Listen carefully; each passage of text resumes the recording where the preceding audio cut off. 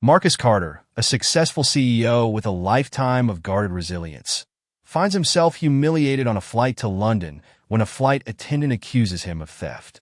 What begins as a misunderstanding spiral into a moment of public shame, one that dredges up the weight of a lifetime navigating prejudice and judgment.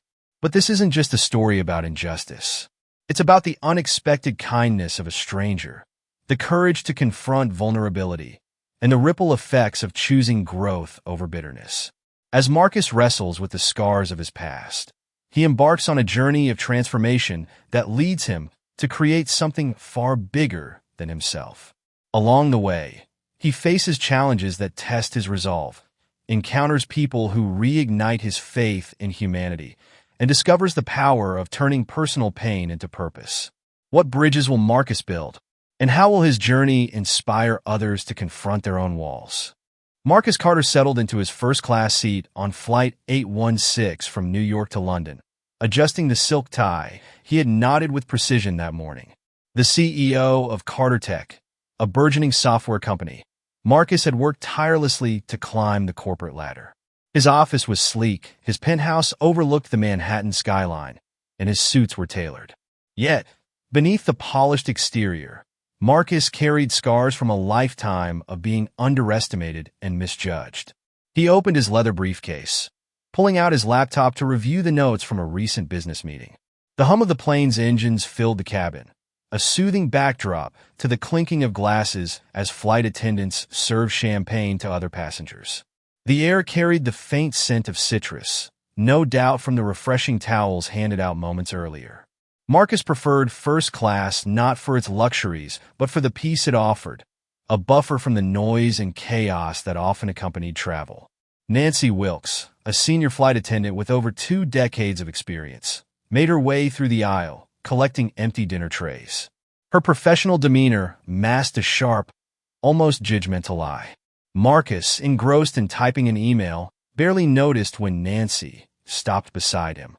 "Excuse me, sir," Nancy said in a tone that was polite but tinged with suspicion. "I need to collect your tray." Marcus nodded and gestured to the tray on his table. He resumed typing, only to hear her voice again, this time firmer. "Your fork is missing," she stated. Marcus blinked, pausing to process her words. He glanced down at the tray, noting the absence of the silver fork he had used earlier.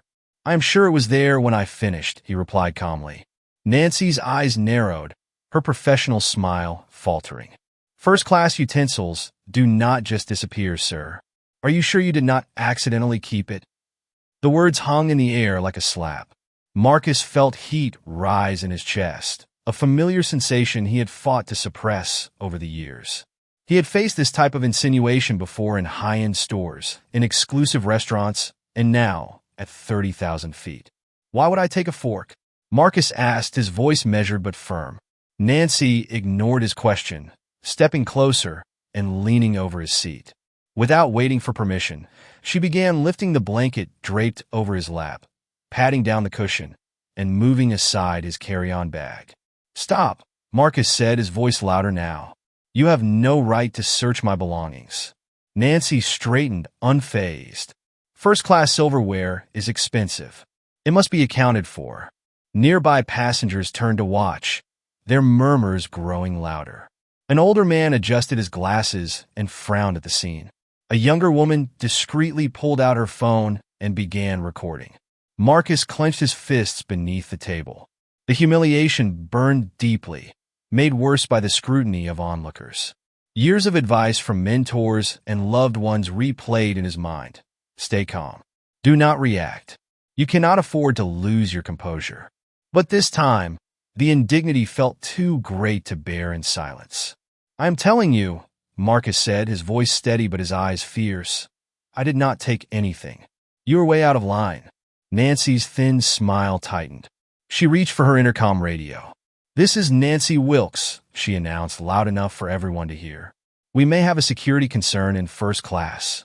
Marcus stared at her in disbelief. Security concern? Over a fork? Passengers gasped, and the murmurs turned into audible outrage. Marcus looked around, meeting their eyes, searching for anyone who might speak up. His jaw tightened. Call the captain, Marcus said suddenly, his voice cutting through the noise. Nancy blinked, momentarily taken aback. Excuse me? Call the captain, Marcus repeated, his tone resolute. Nancy hesitated but finally relented, pressing the intercom button. Moments later, Captain Richard Turner entered the cabin. Tall and authoritative, his presence immediately quieted the room. What seems to be the problem? Captain Turner asked, scanning the tense scene. Nancy quickly explained her version of events, emphasizing the missing fork. I was simply following protocol, she concluded. Marcus met the captain's gaze. She searched my seat without my permission and accused me of theft. This is unacceptable. Before the captain could respond, Grace Whitaker, the elderly woman across the aisle, stood up. Her frail frame belied the strength in her voice as she pointed to the floor beneath Marcus's seat. The fork fell when he adjusted his laptop earlier, Grace said. It is right there. The cabin fell silent as all eyes turned to the gleaming silver fork partially hidden on the carpet. Captain Turner stooped to retrieve it, his expression darkening as he straightened. He turned to Nancy, holding the fork aloft. Is this what you were so concerned about? He asked icily. Nancy's mouth opened and closed as she searched for a response. I was just following procedure, she stammered. Procedure, the captain repeated, his tone sharp, means respecting our passengers, not making baseless accusations. Passengers murmured in agreement, a few nodding and clapping softly.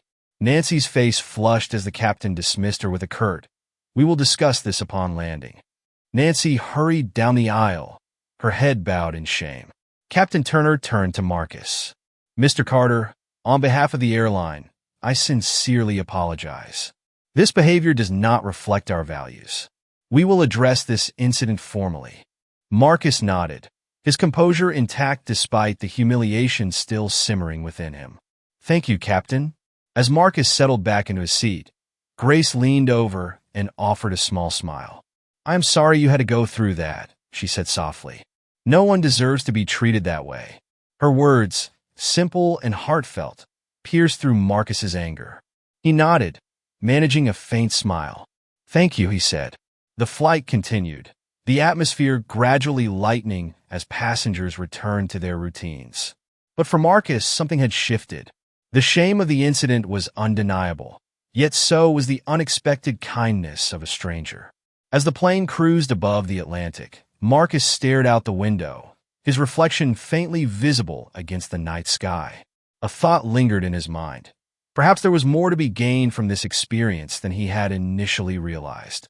Marcus Carter stepped off the plane at Heathrow Airport, his expression carefully neutral.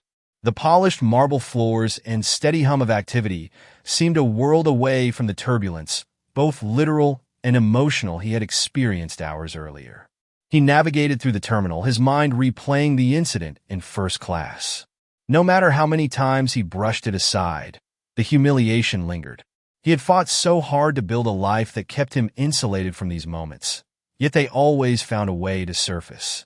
The gentle tap of a cane brought him back to the present. Grace Whitaker, the elderly woman from the flight, was walking a few steps behind him. Seeing her struggle with her carry-on bag, Marcus paused and stepped aside. Mrs. Whitaker, he said, offering his arm, let me help you with that. Her face lit up with gratitude. Thank you, young man, but please call me Grace. Marcus gave her a faint smile as he hoisted the bag onto his shoulder. Together, they walked toward the baggage claim area. You were very brave back there, Grace said, her voice warm but firm. Most people would have stayed quiet or caused a scene. You did neither. I just wanted to be treated fairly, Marcus replied, keeping his tone even. Grace nodded thoughtfully. Fairness is something we all deserve, but it's not always easy to come by. They reached the conveyor belt, and Marcus helped her retrieve her suitcase. As they walked toward the taxi queue, Grace glanced at him. I do not mean to pry, she began, but you seemed so composed during the whole ordeal. How do you keep such restraint when faced with something so unfair? Marcus hesitated, caught off guard by her question. He had never considered it restraint, just necessity. You learn to pick your battles, he said after a pause. Reacting doesn't always help. It just gives people more reason to judge. Grace sighed, her eyes softening. That's a heavy burden to carry, especially alone. Her words struck a chord. Marcus had carried that burden for so long that he had stopped questioning its weight. He realized he had no response to her observation, so he remained silent. When they reached the curb, Grace smiled. I have a car waiting, but if you're free this evening, I'd like to invite you to dinner. I know a lovely little place near Kensington Gardens. Marcus blinked, caught off guard by her kindness. He was used to polite nods, professional handshakes, and carefully worded emails, not unguarded generosity. Thank you, but I don't want to impose, he said. Nonsense, Grace replied with a chuckle. Consider it my way of apologizing for humanity's flaws. Her humor drew a genuine smile from Marcus, something he rarely shared with strangers. All right, he agreed. Thank you, Grace. She handed him a card with her address and a handwritten note about the time. See you at 7, she said before stepping into a sleek black car. As Marcus watched the car pull away, he felt an unfamiliar sensation, curiosity, mixed with a faint sense of hope. That evening, Marcus found himself in a cozy, dimly lit restaurant nestled in a quiet corner of Kensington.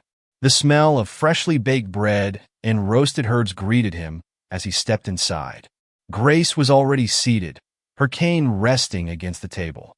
You made it, she said with a smile, motioning for him to join her. As they settled in a conversation, Grace shared snippets of her life.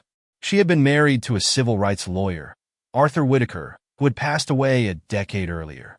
Together, they had fought against injustice in small but meaningful ways, writing letters, organizing events, and mentoring young activists. Arthur used to say that prejudice is like rust, Grace said, her eyes twinkling with the memory. It corrodes everything it touches unless we actively scrub it away. Her words stirred something in Marcus. He had always thought of prejudice as an immovable force like a mountain. Yet Grace spoke of it as something that could be eroded, piece by piece, through deliberate action. What about you, Marcus? Grace asked. What drives you to keep going? Marcus hesitated. He was not used to discussing his personal life, especially with someone he had just met. But there was something about Grace's presence, her warmth, her sincerity, that made him want to answer. My mother, he said finally. She always believed I could succeed, no matter what obstacles I faced. She taught me to work harder, to aim higher, and to never let anyone's opinion define me. Grace nodded, her expression thoughtful. She sounds like a remarkable woman. She was, Marcus said, his voice softening. She passed away when I was 25, but I wouldn't be where I am today without her. The conversation continued, weaving between light-hearted anecdotes and deeper reflections. By the time they finished dessert, Marcus felt lighter, as if Grace's words had chipped away at some of the walls he had built around himself. As they stepped outside, Grace touched his arm. Marcus, I want you to meet someone. He's a friend of mine, a therapist who helps people untangle the knots life ties around their hearts. His name is Thomas Reed. I think you'd find him insightful. Marcus frowned slightly. I appreciate the thought, but I'm not sure therapy is for me. Grace smiled gently. It's not about fixing anything. It's about understanding yourself better. And sometimes a little outside perspective can make all the difference. Marcus considered her words. He had spent years compartmentalizing his feelings, focusing solely on his career. Maybe it was time to try something different. All right, he said. I'll give it a shot. Grace beamed. Wonderful. I'll call Thomas tomorrow and let him know to expect you. As Marcus walked back to his hotel, he found himself reflecting on the day's events. Grace's kindness had been unexpected, but it had planted a seed of possibility in his mind. For the first time in a long while, he felt as though the weight of his past might not be so immovable after all. The memory of Grace's words stayed with him as he drifted off to sleep. Rust can be scrubbed away. Marcus woke early the next morning, the faint light of dawn filtering through the thick curtains of his London hotel room. He stared at the ceiling, replaying the previous day in his mind. The flight, the accusation, Grace Whitaker's unexpected kindness. And now, the prospect of meeting her friend, a therapist named Thomas Reed. He swung his legs over the edge of the bed, running a hand over his face. The idea of speaking to a stranger about his feelings felt uncomfortable, even foreign. He had spent years building walls, mastering the art of composure, and projecting unshakable confidence. It was easier to keep people at a distance, to hide the vulnerability he feared might be mistaken for weakness. After showering and dressing in a tailored navy suit, Marcus made his way to the hotel's cafe. The scent of freshly brewed coffee filled the air as he sipped his espresso and opened his laptop. Work was his sanctuary, a controlled space where problems could be solved with logic and precision. But as he stared at his screen, the usual flow of productivity eluded him. Instead, his thoughts drifted back to his childhood. Growing up in Atlanta, Marcus had learned early on that his skin color could overshadow his achievements in the eyes of others. As a boy, he excelled in school, always eager to prove himself. But no matter how high his grades or how impressive his accomplishments, there were whispers, looks, and assumptions that he could not ignore. One memory stood out. He was 10 years old, standing in a department store with his mother. While she shopped for a dress, Marcus wandered toward the toy section. A store employee, a tall man with a stern expression, approached him. "Are you lost?" the man asked, his tone sharp. Marcus shook his head. "No, I'm just looking." The man's eyes narrowed. "Looking, huh? Let me see your pockets." Confused and frightened, Marcus complied. The man rifled through his pockets, finding nothing but a piece of candy and a small toy car Marcus had brought from home. His mother appeared moments later, her face a mix of anger and sadness. She spoke firmly to the man, defending her son, but the damage had been done. Marcus felt a shame he could not fully understand at the time. Years later, the same patterns followed him into adulthood. As a young man entering the corporate world, he was often the only black professional in the room. His qualifications were scrutinized more closely, his success attributed to luck rather than skill. The constant need to prove himself had shaped his personality, sharpening his focus but dulling his willingness to trust. A knock at his hotel door interrupted his thoughts. Marcus glanced at the time and realized he was running late for his meeting with Thomas Reed. The therapist's office was located in a modest brick building in a quiet London neighborhood. Inside, the walls were lined with abstract paintings, their swirling colors evoking a sense of calm. Thomas Reed, a middle-aged man with kind eyes and a salt and pepper beard, greeted Marcus with a firm handshake. "Marcus, it's good to meet you," Thomas said, gesturing to a comfortable armchair. "Grace told me a little about what happened on your flight. How are you feeling today?" Marcus hesitated before sitting down. "I'm fine," he said, his tone guarded.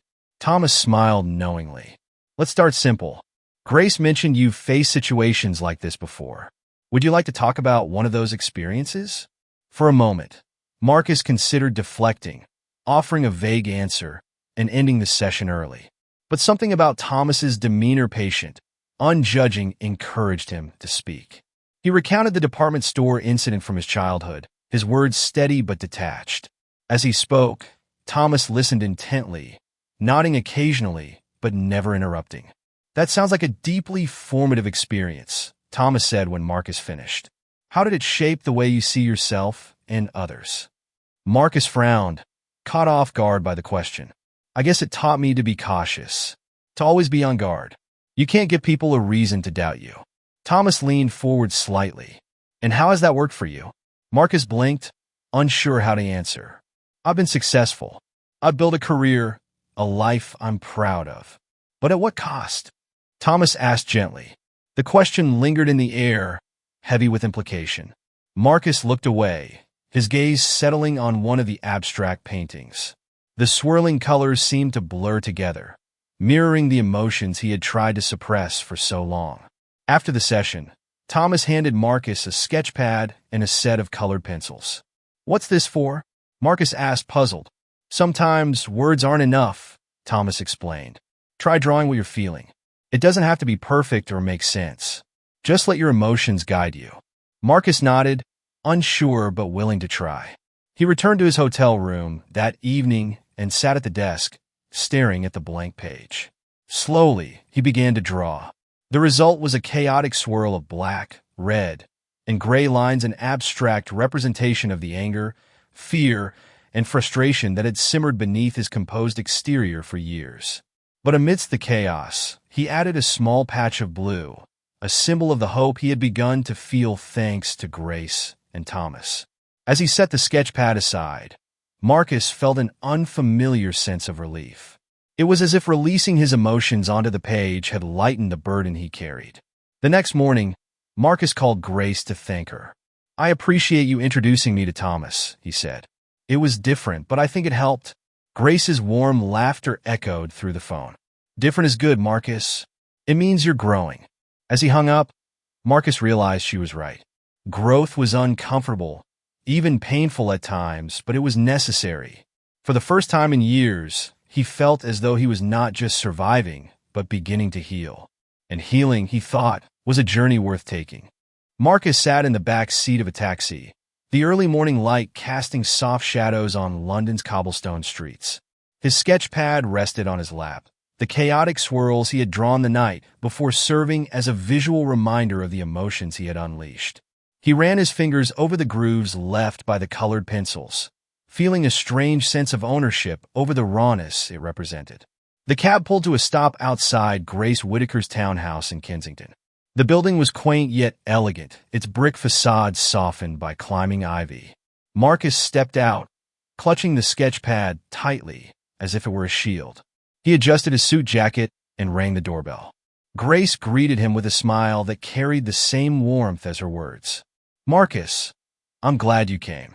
Come in.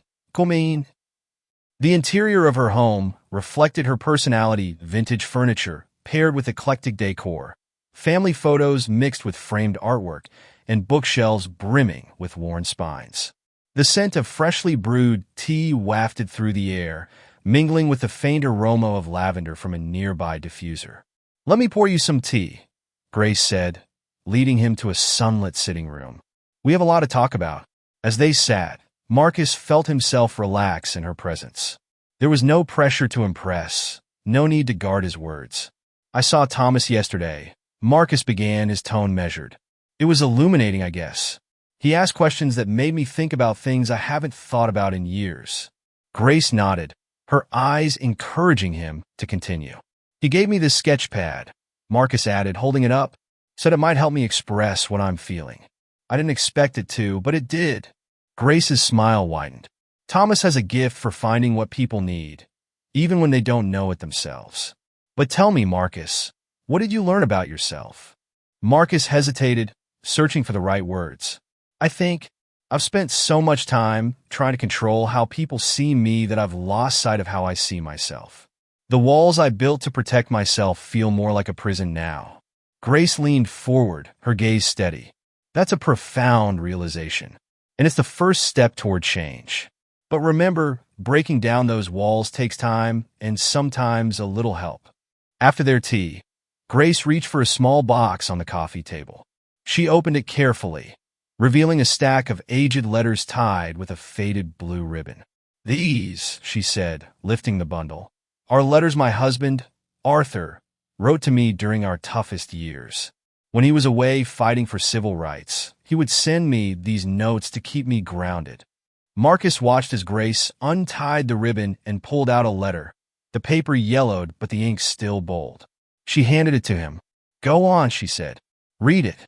Marcus hesitated, unsure if he should intrude on something so personal. But Grace's nod reassured him.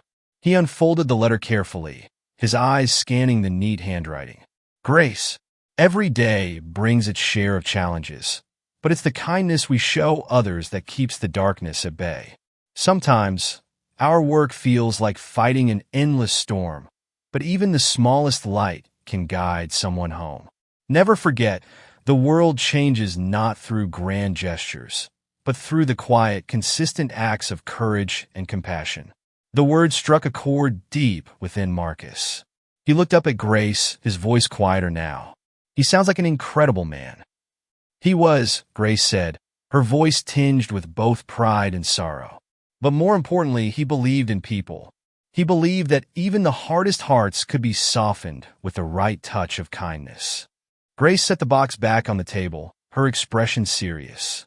"I see that same potential in you, Marcus. You've been hurt, yes, but you have the strength to turn that pain into something powerful. You've already begun." Marcus looked down at the letter again, the weight of her words settling over him. He had always seen himself as a survivor, someone who endured what life threw his way. But Grace's perspective offered something new, the idea that he could be more than that. Later that evening, as Marcus walked through the bustling streets of London, he found himself reflecting on Grace's gift. Her kindness, the tea, the conversation, the letters had been unexpected, yet it carried a sense of purpose. It was as if she had seen something in him that he struggled to see in himself. The city's lights sparkled against the dark sky, and Marcus stopped to gaze at a fountain in a small park. Its cascading water shimmered under the glow of nearby street lamps, a soothing rhythm against the backdrop of distant traffic. Marcus thought about his company, Carter Tech, and the platform it afforded him. For years, he had focused solely on the business side, keeping his personal experiences separate.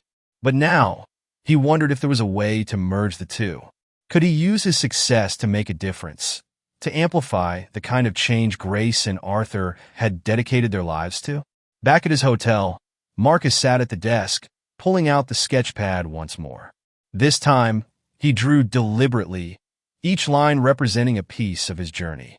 The dark swirls of anger and frustration were still there, but now they were joined by brighter strokes of orange and yellow hope, possibility, and strength. When he finished, he stared at the page, a small smile tugging at his lips. The drawing was messy and imperfect, but it felt honest. He reached for his phone and scrolled through his contacts until he found a number. It belonged to one of his senior managers at Carter Tech, a woman named Evelyn Pierce. She had once suggested starting an internal mentorship program for underrepresented employees, an idea Marcus had shelved at the time. This time, he was ready to revisit it.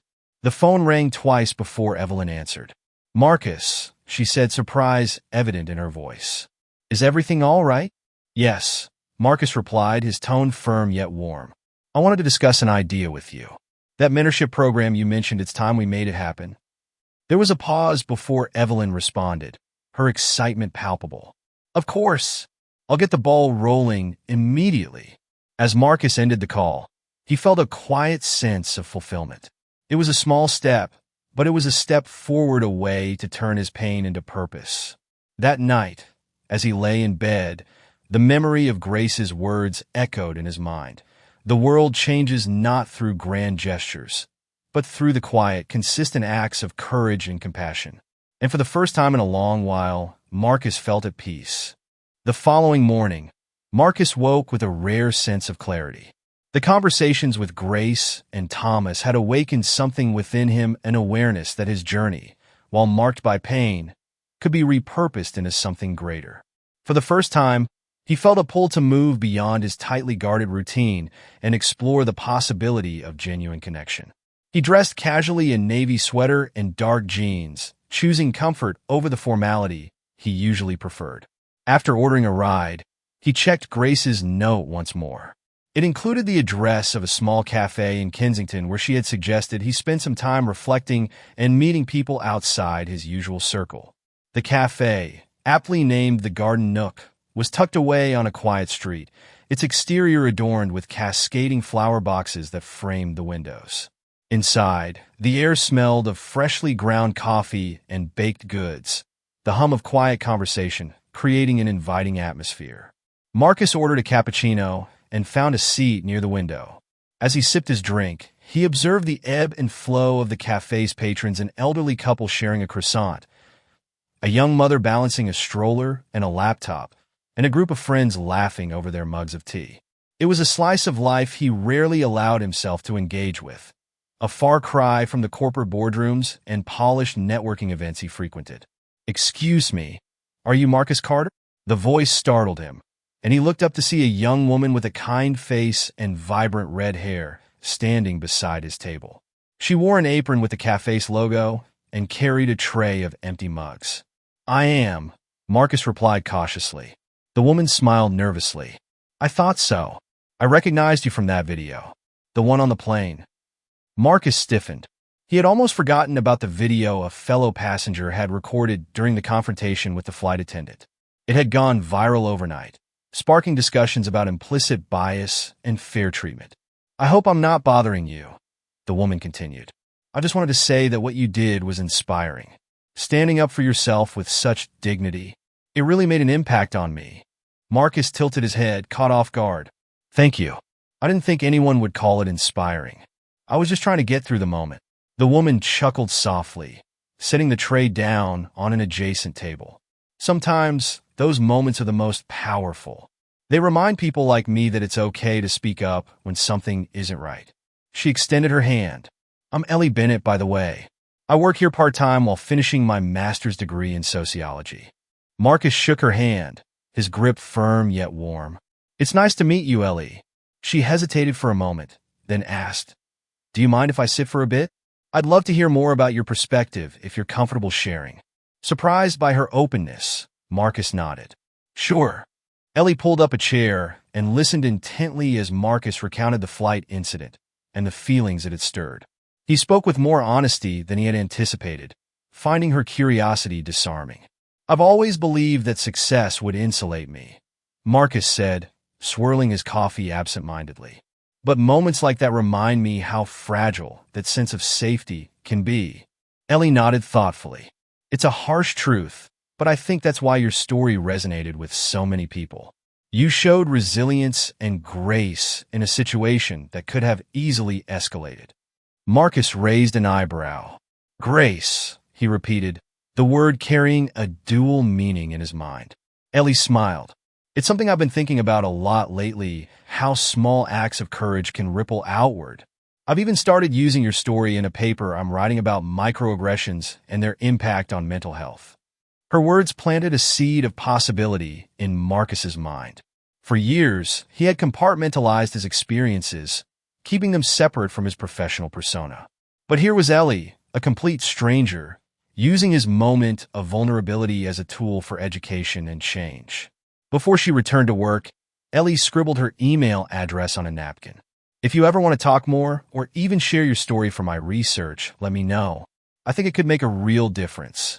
Marcus folded the napkin carefully and slipped it into his pocket.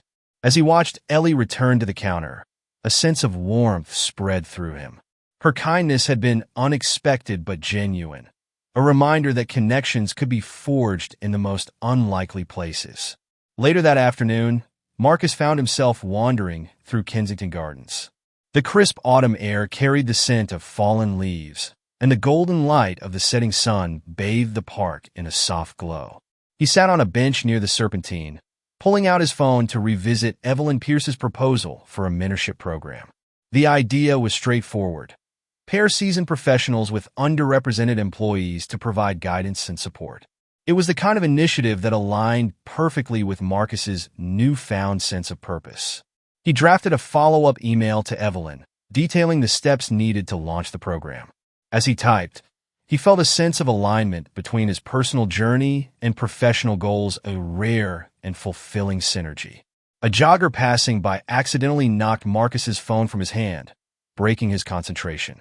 Sorry about that, the jogger called, stopping to retrieve the device. No harm done, Marcus replied, accepting the phone with a nod. The brief interaction reminded him of something Grace had said. The world changes not through grand gestures, but through the quiet, consistent acts of courage and compassion. He smiled to himself, the words anchoring him as he continued to type. By the time Marcus returned to his hotel, the first draft of the mentorship program proposal was complete. He sent it to Evelyn with a note expressing his eagerness to begin. As he settled into bed that night, he reflected on the day's encounters, Ellie's genuine admiration, the calming solitude of the park, and the sense of purpose that came with acting. For the first time in years, Marcus felt a quiet but steady shift within himself. It was as if the walls he had built were beginning to crack, letting in small rays of light. And in those moments of light, he began to see a path forward. The next morning, Marcus felt a renewed sense of determination. The proposal for the mentorship program had been sent, and Evelyn's immediate response was enthusiastic. He had outlined the first steps, identifying potential mentors, setting goals, and establishing a timeline for launching the initiative. It was the kind of proactive work Marcus thrived on, but this time it carried a deeper meaning. With a few hours to spare before his flight back to New York, Marcus decided to revisit the Garden Nook Cafe. Something about its welcoming atmosphere and the unexpected connection he had made with Ellie made it feel like the right place to reflect.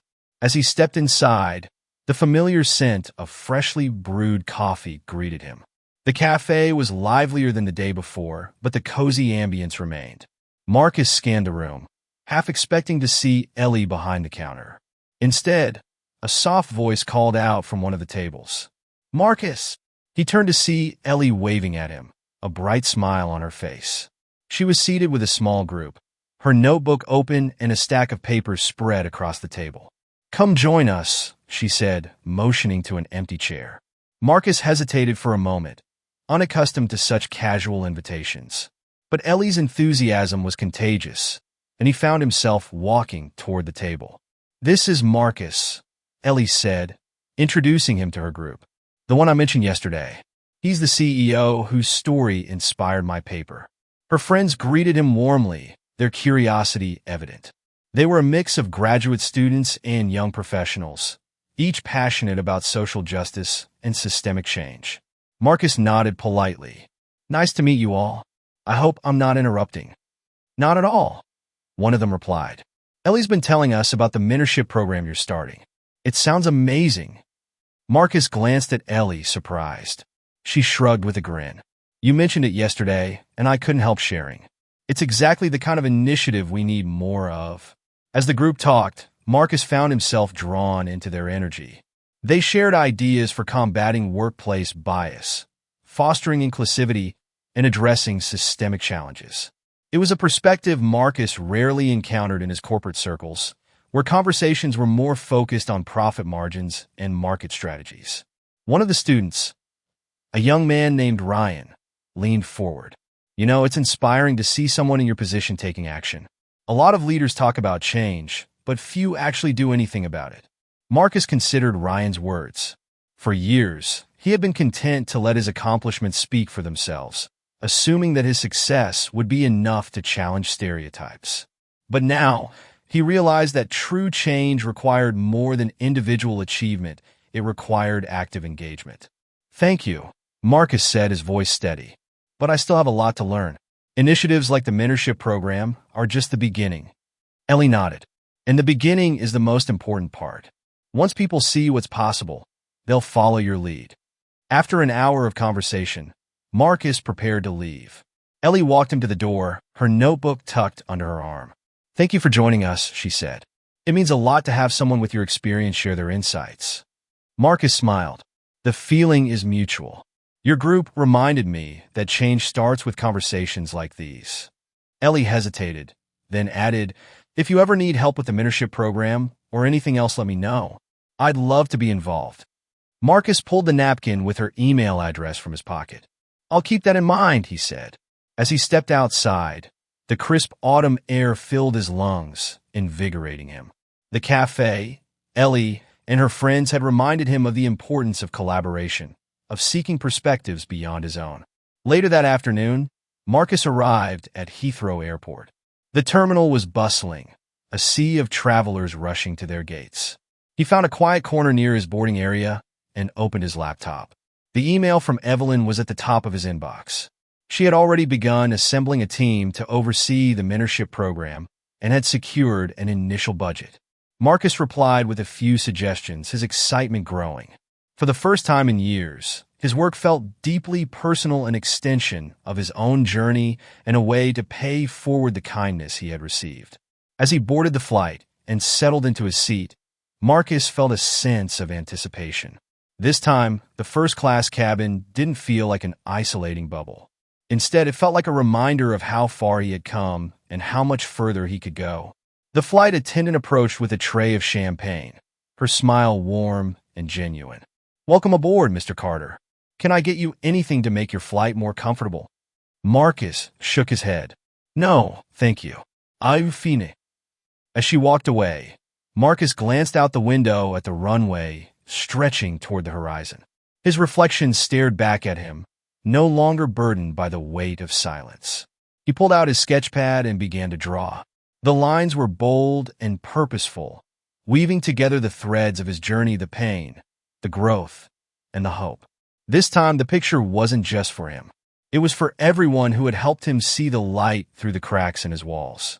The plane touched down at JFK Airport just as the sun began to dip below the horizon, painting the sky in shades of orange and pink. Marcus Carter rolled his carry-on through the terminal, his mind already shifting to the week ahead. The mentorship program was taking shape quickly, and Evelyn had scheduled a series of meetings with potential mentors and ments. As he exited the terminal, the cool New York air filled his lungs. A black sedan pulled up to the curb, the driver stepping out to greet him. Marcus slid into the back seat, gazing out at the familiar skyline. It felt good to be home, yet a lingering unease clung to him. While he was eager to move forward, there was one part of the past he hadn't addressed: the flight attendant, Nancy Wilkes. 2 days later, Marcus stood in the lobby of Carter Tech's sleek office building. He was reviewing notes for a leadership seminar he would be hosting when his assistant approached with a tentative expression. "Mr. Carter," she said, "there's someone here to see you." She didn't have an appointment, but she insists it's important. Marcus raised an eyebrow. "Who is it?" She said her name is Nancy Wilkes. Marcus froze, a swirl of emotions: anger, curiosity, and a touch of apprehension rising within him. He hadn't expected to see her again, much less in his office. After a brief pause, he nodded. "Send her up." Nancy entered the glass-walled conference room, her posture tense, but her expression resolute. She wore a simple navy blazer, her blonde hair pulled back into a neat bun. Marcus stood by the window, his hands clasped behind his back. "Mr. Carter," Nancy began, her voice steady but tinged with nervousness. "Thank you for agreeing to see me." Marcus turned to face her, his expression unreadable. "What brings you here, Ms. Wilkes?" She took a deep breath, her hands gripping the strap of her handbag. "I came to apologize. I know I was wrong on that flight, and I've spent the past few weeks reflecting on what happened. I need you to know that I deeply regret my actions." Marcus's gaze remained fixed on her, his silence prompting her to continue. "I realize now that my biases led me to make assumptions about you," Nancy admitted. "It wasn't fair, and it wasn't right. Since then, I've been working to understand where those biases come from and how I can change." Her vulnerability caught Marcus off guard. He had expected defensiveness or excuses, not this raw honesty. "Why now?" he asked, his tone calm but firm. "Why come here instead of letting it go?" Nancy hesitated, then said, "Because letting it go would mean pretending it didn't happen. And I can't do that, not after the harm I caused. I want to take responsibility, and I want to learn how to do better." Marcus studied her for a long moment, his mind racing. Forgiveness wasn't something he offered lightly, especially when it came to wounds inflicted by prejudice. Yet, as he looked at Nancy, he saw a glimpse of the same vulnerability he had felt in Thomas's office. He took a deep breath. "Acknowledging your actions is a start, but it's not enough. If you truly want to change, it requires consistent effort educating yourself, challenging your assumptions, and listening to the voices of those who've been marginalized." Nancy nodded, her eyes earnest. "I'm ready to do the work." Marcus's expression softened slightly. "Then I hope you'll follow through. Forgiveness isn't about erasing what happened, it's about moving forward in a way that creates growth." Nancy swallowed hard, her voice trembling. "Thank you for giving me this chance. I won't take it lightly." As she turned to leave, Marcus stopped her. "Wait." She turned back, surprised. "We're launching a mentorship program here at Carter Tech," Marcus said. "It's focused on fostering inclusivity and addressing biases in the workplace. If you're serious about learning, consider joining one of our sessions. It might be a good place to start." Nancy's face lit up with a mixture of gratitude and relief. "I'd like that. Thank you." After she left, Marcus returned to his desk, his thoughts swirling. The encounter had stirred memories of his mother's teachings. The importance of accountability, the power of education, and the possibility of redemption. For years, Marcus had carried the weight of experiences like the one with Nancy, using them as fuel to propel himself forward. But now, he wondered if there was room for something more, forgiving those who had wronged him, not for their sake, but for his own peace. That evening, Marcus sat in his apartment, staring at the city lights through the floor-to-ceiling windows. He picked up his sketch pad, flipping to a fresh page. With slow, deliberate strokes, he began to draw. This time, the lines were softer, the colors warmer. The image took shape: a bridge connecting two sides, its beams strong and steady. He set down the pencil and studied the drawing, a faint smile playing on his lips. The bridge wasn't perfect, but it held. And for Marcus, that was enough. The next few weeks were a whirlwind of activity at Carter Tech. Marcus poured his energy into launching the mentorship program, determined to make it a success. Evelyn Pierce, his senior manager, proved invaluable in organizing the logistics, recruiting mentors, and creating a framework for meaningful connections between participants.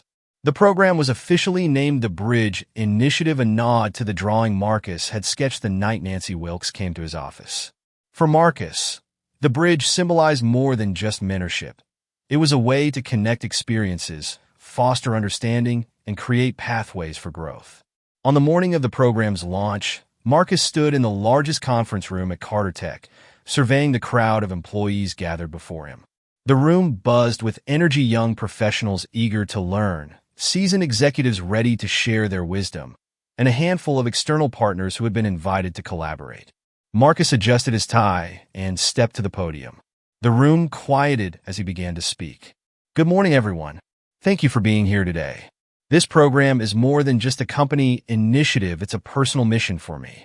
Throughout my career, I've faced challenges that tested my resolve, moments that could have discouraged me from pursuing my goals. But I also encountered individuals who believed in me, who mentored me, and who reminded me that progress isn't made in isolation. The Bridge Initiative is our way of fostering that same spirit here at Carter Tech. It's about creating opportunities for understanding, growth, and connection. Together, we can ensure that every voice is heard, every perspective valued, and every barrier overcome. The room erupted in applause as Marcus stepped back from the podium, a mix of pride and gratitude swelling within him. The first session of the mentorship program was held later that afternoon. Marcus joined a small group of employees in one of the breakout rooms, eager to engage directly. Among the participants was Jordan Miller, a bright young software developer who had recently joined Carter Tech. Jordan was soft-spoken but thoughtful, his contributions measured and insightful. As the discussion unfolded, he shared his experiences of feeling invisible in his previous workplace, a stark contrast to the inclusive environment he hoped Carter Tech would provide. I guess I'm just trying to find my place, Jordan admitted, his voice tinged with uncertainty. Marcus leaned forward, his gaze steady. Finding your place is a journey, not a destination. The fact that you're here, sharing your story and seeking growth, is already a step in the right direction. Trust me, your place isn't something you have to find. It's something you create. Jordan nodded, his expression softening. Thank you, Mr. Carter. That means a lot. Marcus smiled. Call me Marcus. And remember, this program is about building bridges. You're not alone in this. Over the next several weeks, the Bridge Initiative gained momentum. Stories of successful mentor-mentee relationships spread across the company, sparking interest from departments beyond the initial pilot group. Marcus began receiving emails from employees thanking him for the program and sharing how it had impacted their professional and personal lives. One evening, he received a message from Nancy Wilkes. True to her word, she had attended one of the program's external sessions and wanted to share her experience. Dear Marcus, I just wanted to say thank you for encouraging me to participate in the Bridge Initiative. It's been eye-opening, to say the least. Hearing other people's stories and reflecting on my own biases has been humbling, but also incredibly rewarding.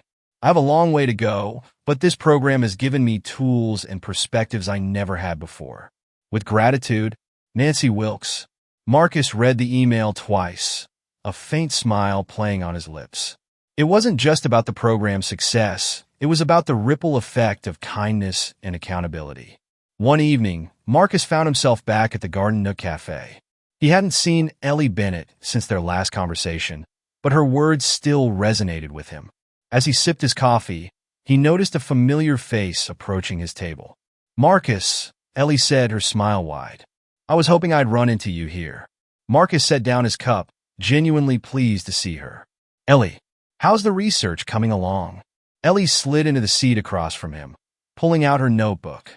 It's going great, actually. Your story has become a central part of my paper, and I've even started working with a few professors to turn it into a case study. Marcus raised an eyebrow. A case studies? She nodded enthusiastically. It's about how individual moments of resilience can spark systemic change.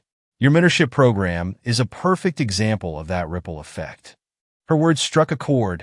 Marcus had been so focused on the immediate impact of the Bridge Initiative that he hadn't stopped to consider its broader implications. That's humbling to hear, he said, his tone thoughtful. Ellie leaned forward. It's more than just humbling, Marcus. It's proof that what you're doing matters. You're not just changing lives within your company, you're setting an example for others to follow. As they talked, Marcus felt a growing sense of clarity. His journey wasn't just about overcoming obstacles. It was about using his experiences to inspire others. The mentorship program, Ellie's research, and Nancy's transformation were all pieces of a larger puzzle, one that he was still piecing together. Before leaving, Ellie handed Marcus a small envelope. "Open this later," she said with a grin. "Consider it a thank you for being part of my journey." That night, back in his apartment, Marcus opened the envelope. Inside was a handwritten note. "Thank you for showing me the power of resilience and kindness. You've inspired me to keep fighting for change, not just in my research, but in the way I live my life. Keep building those bridges." The note was accompanied by a sketch of a bridge, similar to the one Marcus had drawn weeks earlier. The sight of it brought a lump to his throat. As he placed the sketch on his desk, Marcus felt a quiet but profound sense of purpose. His path was no longer just about his own success. It was about leaving the world better than he had found it. And for the first time in his life, he felt truly connected to something greater than himself. The sun cast long shadows across Marcus's office as he leaned back in his chair, reviewing the latest progress report on the Bridge Initiative. Evelyn had sent him a detailed breakdown of the program's impact. Mentor-mentee pairs had logged over 500 hours of collaboration, and internal surveys showed a marked improvement in workplace satisfaction. Marcus felt a swell of pride. What had started as a spark of an idea was now a thriving part of Carter Tech's culture. But it wasn't just numbers on a page that mattered to him. It was the stories. One of those stories had arrived in his inbox that morning. Jordan Miller, the young developer from the initial session, had sent him an email with the subject line, "Thank you. Dear Marcus, I wanted to share something with you. Last week, my mentor and I worked on a pitch for a new app feature. It's the kind of project I never would have had the confidence to lead on my own. But with my mentor's guidance and encouragement, I took the reins, and our pitch was approved by the executive team. I know this might seem like a small win, but for me, it's huge. It's the first time I've felt like I truly belong here. Thank you for creating this program. It's made a world of difference. Best, Jordan." Marcus stared at the email for a moment, the words sinking in. Jordan's success wasn't just a win for the program, it was a testament to the power of connection. That evening, Marcus received another unexpected message. This time it was from Ellie Bennett. "Marcus, I wanted to share some exciting news. My paper has been accepted for publication in a major sociology journal, and I've been invited to speak at a conference next month. Your mentorship program is a centerpiece of my presentation, and I'd love for you to be there if you're free. Thanks again for being such an inspiring part of this journey. Ellie." Marcus smiled as he read the email. Ellie's enthusiasm was contagious, and her success felt like a continuation of the ripple effect they had discussed. He replied immediately, confirming his attendance and congratulating her on the achievement. The following week, Marcus stood in the audience at the conference as Ellie took the stage. Her voice was steady and confident as she shared the findings of her research, weaving together data and personal narratives. As I interviewed participants of the Bridge Initiative, a common theme emerged. Ellie said, her words resonating in the packed auditorium. It wasn't just about professional development. It was about feeling seen, valued, and supported. That sense of belonging created a ripple effect, inspiring participants to take action in their own communities. She paused, her gaze sweeping the room. And that's the lesson I want to leave you with today. Change doesn't have to start with grand gestures. It can begin with one person, one conversation, one act of kindness. The room erupted in applause as Ellie concluded her presentation. Marcus joined in, his pride evident. After the conference, Ellie found Marcus in the lobby. "I hope I did your story justice," she said, a hint of nervousness in her smile. "You did more than that," Marcus replied. "You reminded me why this work matters. Thank you for sharing it with the world." Ellie beamed. "Well, I couldn't have done it without you. It's your work that inspired me." As Marcus returned to his office the next day, he was met with another surprise. Grace Whitaker's daughter, Rebecca, had sent him a letter. "Dear Marcus, I hope this message finds you well. I wanted to let you know that my mother passed away peacefully last week. She often spoke of you in her final days, and she was so proud of the work you're doing with the Bridge Initiative. She said you were proof that the kindness she believed in could live on through others. Enclosed is a letter my mother wrote to you. She asked me to deliver it when the time felt right. Thank you for being a part of her life. Sincerely, Rebecca Whitaker." Marcus felt his throat tighten as he unfolded Grace's letter, her elegant handwriting bringing back memories of their conversations. "Dear Marcus, if you're reading this, it means my time here has come to an end. But I want you to know that meeting you was one of the greatest joys of my later years. You reminded me of my Arthur, strong, determined, and deeply compassionate. The work you're doing with your mentorship program is the kind of legacy Arthur always dreamed of leaving behind. I see the same fire in you, Marcus, the drive to make a difference, to build bridges where others see walls. Keep going, Marcus. The world needs people like you. Never underestimate the power of your kindness. It will outlast us all. With love and gratitude, Grace Whitaker." Marcus sat in his office long after the letter was read, his emotions a mix of sorrow and resolve. Grace's words were a reminder that his journey wasn't just about personal growth, it was about creating a legacy of kindness, just as she and Arthur had. He placed the letter in a frame on his desk, next to the sketch of the bridge Ellie had drawn. Together, they became symbols of the ripple effect that had transformed not just his life, but the lives of so many others. That evening, Marcus sent an email to his team. "Dear team, as we continue our work with the Bridge Initiative, I want to thank each of you for your contributions. This program isn't just about professional development, it's about creating a culture of compassion and inclusion that will ripple far beyond our walls. Let's keep building bridges, one connection at a time. Best, Marcus." As he hit send, Marcus felt a sense of peace. The ripples of kindness, resilience, and hope had started small, but they were growing, reaching farther than he ever could have imagined. 2 months after receiving Grace's letter, Marcus Carter boarded another flight, this time to San Francisco. The mentorship program at Carter Tech had not only exceeded expectations, but had also gained recognition from industry leaders. He had been invited to speak at a leadership summit about the impact of the Bridge Initiative and its potential as a model for other organizations. As Marcus settled into his seat, the familiar hum of the aircraft filled the cabin. First class, once a sanctuary of isolation, now felt like a place where new connections might form. He glanced at the people around him, travelers engrossed in books, laptops, and quiet conversations. A young man, seated across the aisle, caught Marcus's attention. He was fidgeting with his tie, his expression a mix of excitement and nervousness. A well-worn notebook sat on his tray table, its pages filled with scribbles and diagrams. Marcus leaned over slightly. "First time flying?" he asked, his tone warm. The young man looked up, startled, then smiled sheepishly. "Not exactly, but it's my first time flying for work. I'm heading to a conference to present my startup idea." "That's a big deal," Marcus said. "What's your idea?" The young man hesitated, then held up his notebook. "It's an app that connects mentors with young professionals in underserved communities. I grew up in a neighborhood where opportunities were scarce, and I want to help others find guidance." Marcus's interest peaked. "That's a powerful mission. What stage are you at?" "Still early," the young man admitted. "I've got the prototype and a few potential investors, but I'm not sure how to pitch it effectively. Public speaking isn't exactly my strength."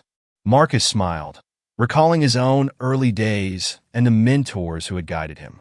He extended a hand. "I'm Marcus Carter. Maybe I can help." The young man's eyes widened. "Wait, you're the Marcus Carter?" The one behind the Bridge Initiative? I've read about you. Your program is a huge inspiration for my app. For a moment, Marcus was taken aback. The ripple effect of his work had reached farther than he realized. I'm honored to hear that, he said sincerely. What's your name? Alex Coleman, the young man replied, shaking Marcus's hand. Nice to meet you, Alex. Why don't we go over your pitch? Maybe I can offer some pointers. For the next hour, Marcus listened as Alex walked through his presentation, offering advice on how to structure his message and connect with his audience. They brainstormed ways to highlight the app's unique features and its potential to drive meaningful change. By the time the flight landed in San Francisco, Alex's confidence had visibly grown. He thanked Marcus profusely, his earlier nervousness replaced with determination. I'll let you know how it goes, Alex said as they parted ways. I'm sure you'll do great, Marcus replied. And remember, stay authentic. Your story is what makes your idea special. The summit was held in a sprawling convention center overlooking the San Francisco Bay. As Marcus took the stage for his keynote address, he felt the weight of the moment. The audience was filled with business leaders, entrepreneurs, and changemakers, all eager to learn from his experience. He began his speech with a story about a fork, a misunderstanding at 30,000 feet, and the unexpected kindness of a stranger. That moment could have been just another instance of injustice, Marcus said, his voice steady. But it became something more because someone chose to speak up, to extend compassion instead of judgment. That kindness sparked a journey of growth, connection, and change. He spoke about the Bridge Initiative, its successes, and the lessons it had taught him about resilience, vulnerability, and the power of small acts of courage. Building bridges isn't easy, Marcus concluded. It requires us to confront our own biases, to listen to voices different from our own, and to extend kindness even when it's difficult. But the rewards are worth it, because when we build bridges, we create pathways for hope, understanding, and progress, and those pathways can change lives. The audience erupted into applause as Marcus stepped back from the podium, his heart full. Later that evening, as he sat in the airport lounge awaiting his return flight, Marcus received an email from Alex. Marcus, I just finished my presentation, and it went better than I could have imagined. The investors were impressed, and one of them is interested in funding the next stage of development. I couldn't have done it without your help. Thank you for taking the time to believe in me. It means the world. Best, Alex. Marcus smiled, his earlier words to Alex echoing in his mind. Your story is what makes your idea special. As he boarded the plane, he felt a sense of closure and renewal. His journey had started with walls of fear, anger, and isolation. But through resilience, kindness, and connection, he had built bridges instead. Looking out the window as the plane ascended into the night sky, Marcus felt a profound sense of peace. He wasn't just moving forward, he was carrying others with him, creating ripples that would continue long after his journey ended. And in that moment, 30,000 feet above the world, Marcus knew he was exactly where he was meant to be. As the plane soared through the night sky, Marcus Carter leaned back in his seat, a quiet smile playing on his lips. His journey of resilience and kindness had brought him full circle, transforming challenges into opportunities and inspiring others to do the same. But his story was just one of many. Every act of kindness, every moment of courage, creates ripples that can change lives. The world needs more bridge builders, people willing to stand up, reach out, and make a difference. If Marcus's story moved you, inspired you, or made you think about your own journey, we'd love for you to join our community. Subscribe to our channel for more stories that challenge prejudice, celebrate resilience, and inspire hope. Let us know in the comments, how will you build your bridge? Together, we can create a world where every voice is valued and every person has a chance to shine. Thank you for watching.